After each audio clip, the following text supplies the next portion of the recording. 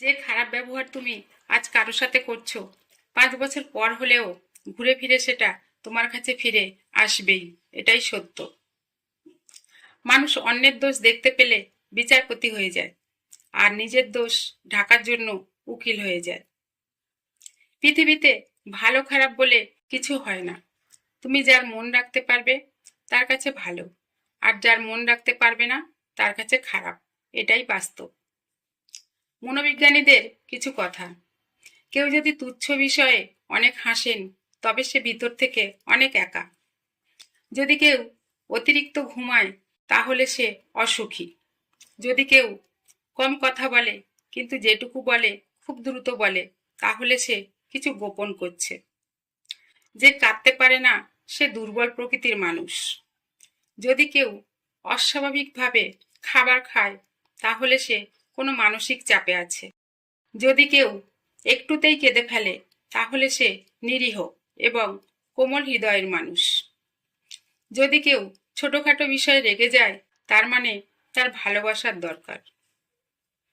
যদি তুমি গরিব হও, তোমার নিজের আত্মীয়রাও তোমায় এড়িয়ে যাবে। আর যদি ধনী হও, তাহলে তোমার দুঃসম্পর্কের আত্মীয়রাও রোজ তোমার খোঁজ নেবে। ছেলে বংশের প্রদীপ হলে মেয়েরা ওই প্রদীপের সলতে, আর সলতে ছাড়া প্রদীপ কখনোই জ্বলতে পারে না।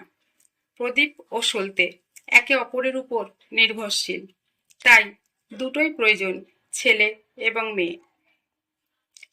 নিজের বেডরুমটা অনেক শিক্ষা দিয়ে যায়।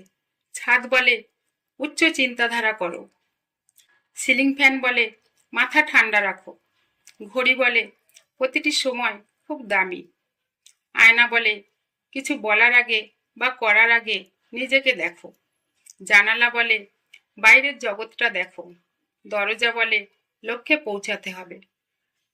আপনি যদি কারো জীবনে পেন্সিল হয়ে সুখ লিখতে না পারেন, তাহলে চেষ্টা করুন সুন্দর রাবার হয়ে তার দুঃখ কষ্টগুলো মুছে দেওয়ার জন্য। মানুষের খারাপ সময় সারা জীবন থাকে না, কিন্তু খারাপ সময় যারা খারাপ ব্যবহার করে তাদের সারা জীবন মনে রয়ে যায়। বড্ড বেশি মন খারাপ হলে দুফোঁটা কেঁদে নিও, তবুও স্বার্থপরের কাছে কখনো নিজের মন খারাপের কষ্টের বর্ণনা দিতে যেও না। যদি জীবনের প্রয়োজনে নিজেকে বদলে ফেলতে হয়, তবে তাই করো।